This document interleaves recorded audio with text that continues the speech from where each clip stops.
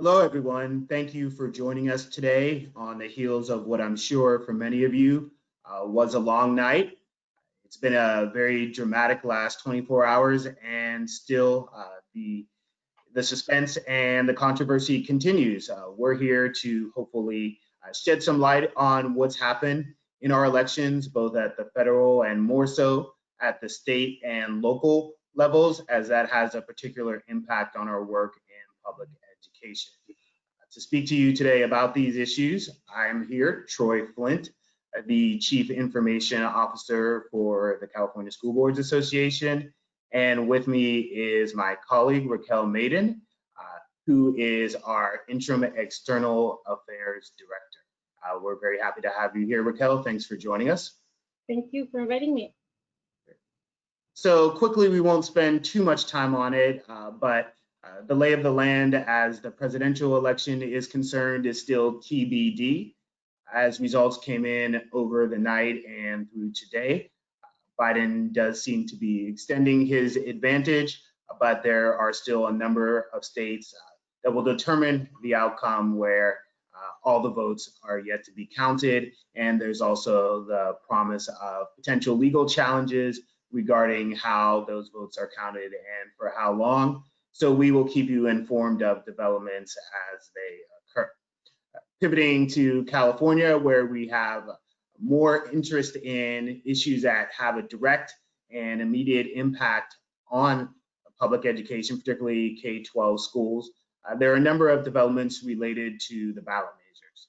As you know, if you voted, there were quite a number of measures on the ballot, but there were three measures which really stood out with regard to public education. Probably the most significant, or at least the most well covered of those, was Proposition 15. If you're watching this, you probably have a general sense of what Proposition 15 was trying to do. But for the record, it was revising the commercial aspect of Prop 13 to assess commercial taxes on properties worth more than $3 million, commercial properties, specifically to generate funds for public schools and for the public sector, for counties and for social services. It was anticipated to generate about $4.6 million for California's K-12 schools. And that's with implementation beginning in the 2022-23 fiscal year, and full implementation scheduled to occur in the 2025-26 fiscal year. Right now, Prop 15 is still a live proposition. It is trailing, to date, 51.7% of the votes that have been cast have been no votes.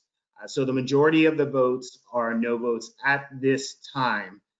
But that is not definitive in terms of the outcome. I believe there were about 4 million ballots statewide to be counted at last check. So certainly being within 2 percentage points of the threshold needed to pass. Proposition 15 remains a live proposition, and we will be very conscientious about providing you updates on that particular ballot measure. We know that's of great interest to you. Moving on to a ballot measure where we do have a more definitive conclusion is Prop 16, which sought to revoke Proposition 209 and to allow our public colleges and universities to consider a variety of different factors, including race, in admissions and also during their hirings process. That measure has been defeated officially. Currently, 56.1% of the votes that have been entered are no votes.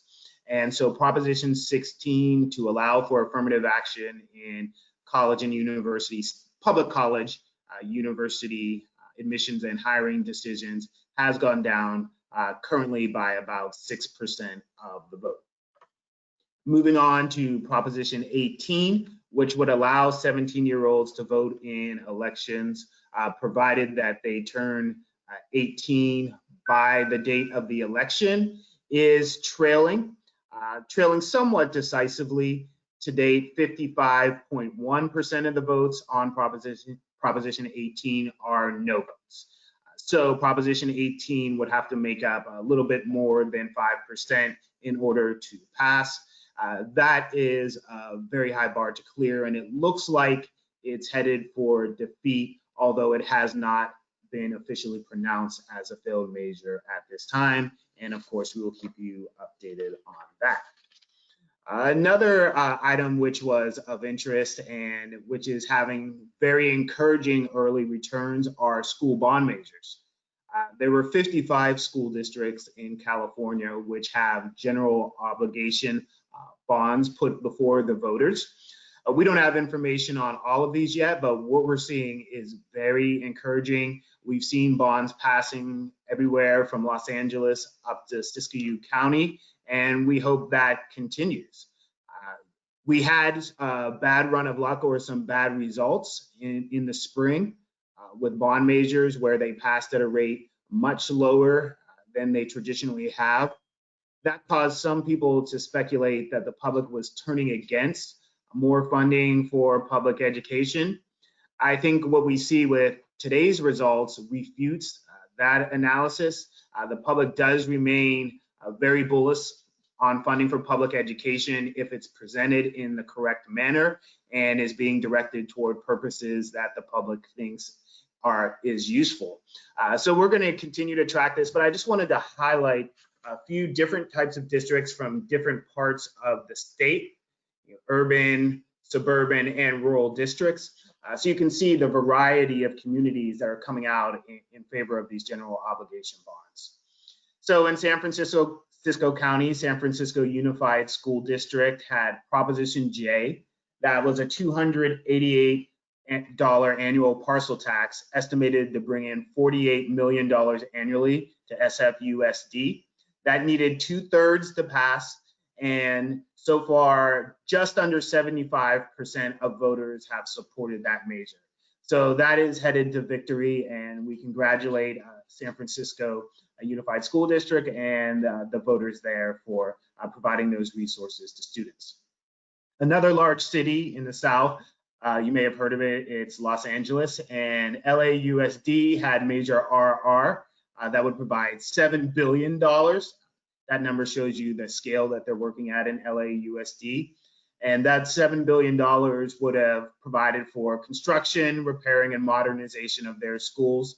55% of the vote was required to pass, and that measure is at almost 71% of the vote. So again, rousing approval for that measure. In Alameda County, also in the Bay Area across from San Francisco, we had Oakland Unified School District, had a $735 million bond that required an estimated property tax levy of $60 per every $100,000 in assessed value, 55% requirement to pass, and that is at a whopping 77% and change. So huge support for putting more resources into public schools in those areas. In some other counties, which are not as large or as urban, Santa Barbara County, Goleta USD, the Goleta Union School District is authorized to issue up to $80 million in bonds, with bond revenue going to fund upgrades to labs for technology, repairs to classroom facilities and plumbing, and improvements such as handicap accessibility and increases to renewable energy. They are going to pay for that with an estimated property tax levy of $19.31 per every 100K in assessed value, 55% passage requirement again, and with more than 71% of the public voting yes there. That is sailing to victory. Congratulations to them.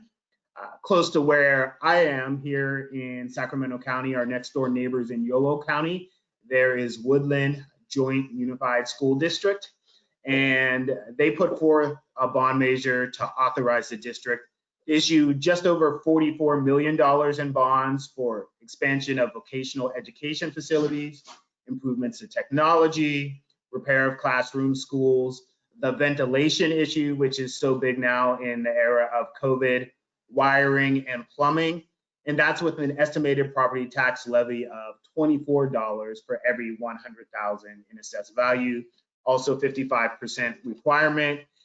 Not quite as impressive, but still very strong vote totals.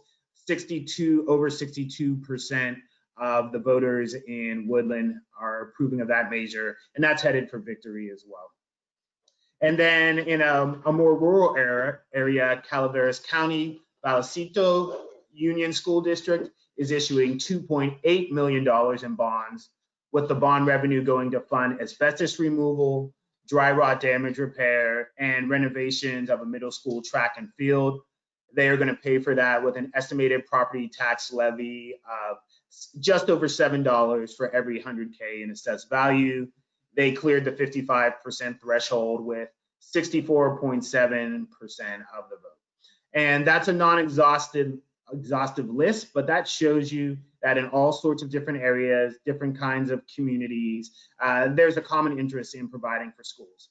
So that should be encouraging for districts that are looking to provide some sort of bond or looking to go to the public in the near future. You shouldn't be encouraged by this narrative that some people tried to build, that the era of school bond passage is over and the public has turned against us. That's not true. And so I want to kick it over to Raquel, who has some information about some of the statewide races, races for the state legislature representing various districts throughout California. I know a lot of you are interested in that, and we'd like to hear more. Thank you, Troy. And yes, I do have some information on the state races, being that our PACERs and our region directors work closely with our state legislators on education advocacy.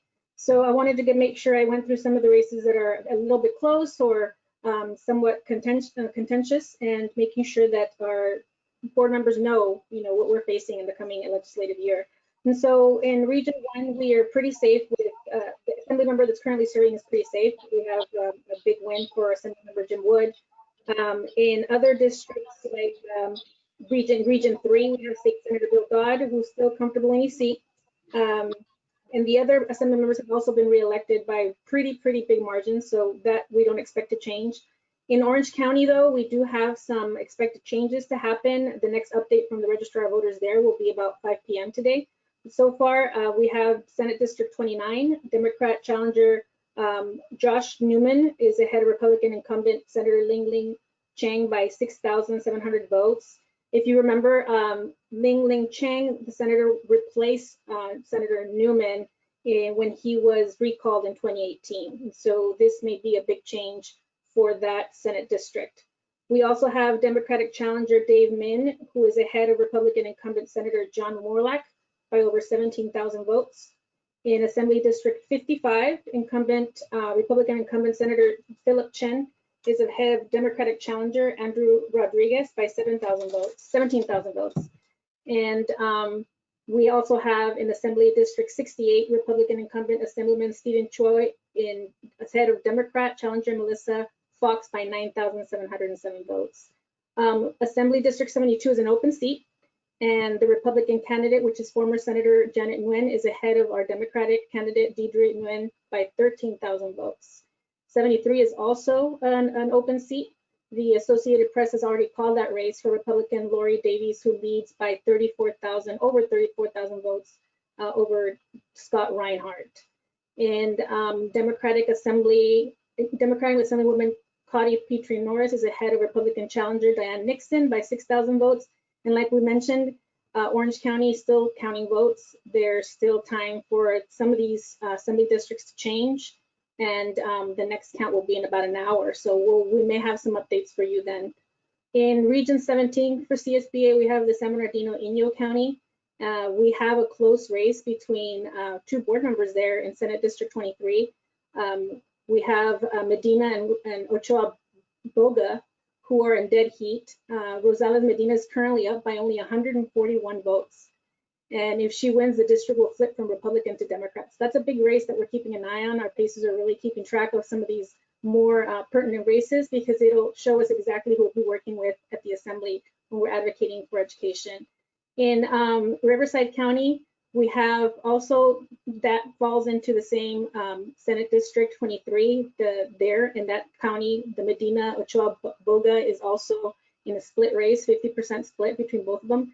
And the other candidates are pretty much safe in their seats in that county, in Riverside County. And we have other big races, federal races that we're keeping an eye on. These are also ones that our Pacers work with our region directors and our delegates and our board members in visiting every year to talk about education funding. We have Region 1 Congressman Jaron Huffman, re-elected by a large percentage. We have Congressman John Garamendi in District 3, also re-elected by a large percentage. And in Region 15, again, Orange County, Associated Press has called the race for Democratic incumbents Congresswoman Katie Porter and Congressman Mike Levin. In Congressional District 39, Republican challenger, former Assemblywoman Young Kim is ahead of incumbent Democrat Gil Cisneros by 8,000 votes. And Republican challenger OC Supervisor Michelle Steele is ahead of incumbent Democrat Congressman Harley Ruda by 1,900 votes. So that's something we're also keeping an eye on. Orange County is going to be big for changes this year. And in San Diego, we also have San Diego and Riverside County. We have Daryl Issa taking the lead in that race by 5% right now against Amar Pampanajar. And in districts 36, 41, 42, and also districts in the San Diego County region, we also have safe incumbents staying in their seats. And so we're looking out for all these races. Our Pacers are out there being actively involved in making sure that they keep track of who we'll be working with, because that's essential to our membership to make sure that we are communicating on a daily basis with our board members and connecting them to our legislators statewide and also at the federal level.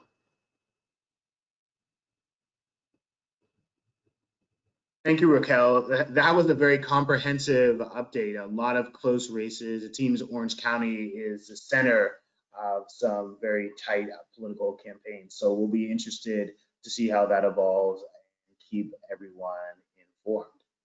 So that's our coverage of what we have to offer, but it's open for questions, and we've already received a couple questions. So before we go any further, why don't we answer those? The first question we received was related to full and fair funding, and the viewer wanted to know what is next for full and fair funding. For those of you who are not aware, full and fair funding was a campaign that CSBA led with some coalition partners to bring California up to the top 10 nationally in per pupil funding, and to ensure that all school districts and all students in those districts receive the resources they need for a high quality education that prepares them for college, career, and civic life. And we had a specific measure attached to that concept that would raise $15 billion through a combination of tax on extremely wealthy individuals and higher corporate taxes as well. In the end, we elected not to pursue that for the 2020 ballot and postponed it till 2022. Hence the question from the viewer of whether we are going to set out on that campaign again, or what the future holds. The one thing that we can say definitively at this time is our resolution to dramatically provide more funds for public schools so that every kid has the resources that he or she needs remains unchanged. If anything, it's only intensified because of the pressures that schools are experiencing and the pressure that students and families are experiencing during this COVID-19 pandemic. So full and fair funding in concept is full speed ahead. Whether or not we will use the same mechanism has to be determined. That's something that we will be making available relatively shortly, but you can rest assured that there will be some sort of major revenue generating initiative that CSBA will be spearheading, and exactly what form that takes is yet to be seen, but you will know as soon as we do. There's another question that says, mail-in ballots for all is new. How do we message in close races for boards and initiatives of parcel taxes and GO bonds regarding not having a clear answer? Okay, this is a challenging question on the fly, but that's why we're here. I think as someone who has worked in a communications role in a district and does now for CSBA, the important thing is to provide regular updates. Often the temptation is to be perfect and wait until you have all the information, but you don't want to have the perfect be the enemy of the good. And when you're not communicating with your stakeholders, with your taxpayers, that's a void in which people may become suspicious because they consider lack of communication as a sign that something underhanded or behind the scenes is going on. And it also creates a void where those who have a negative narrative can use that opportunity to fill the void. And so I think you should update on where the ballot measure or GO bond stands. Reinforce that because many more people are using the mail-in voting option now, that the vote totals can change, and certain demographic groups may be more likely to use mail-in voting than other demographic groups, which could cause somewhat large shifts in the vote totals in a short period of time. But this is a natural consequence of the way the system works, and no one should assume malfeasance of that. And let the public know that you will keep updating them as often as new information permits.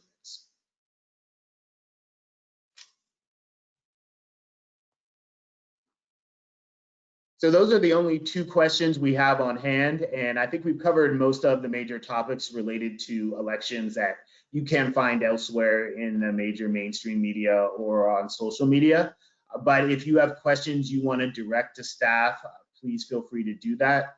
You can always email csba@csba.org. That's the general mailbox. You can email me directly. Again, my name is Troy Flint. My email address is tflint, that's TFLINT @csba.org. Or you can email Raquel Maiden, that's RMADEN @csba.org. Thank you for your time. I know it's a busy and hectic period in our nation's history. We will continue to provide you information as we have it so that you are as well informed as you need to be to do your very challenging jobs at this very challenging time. Thank you and good day.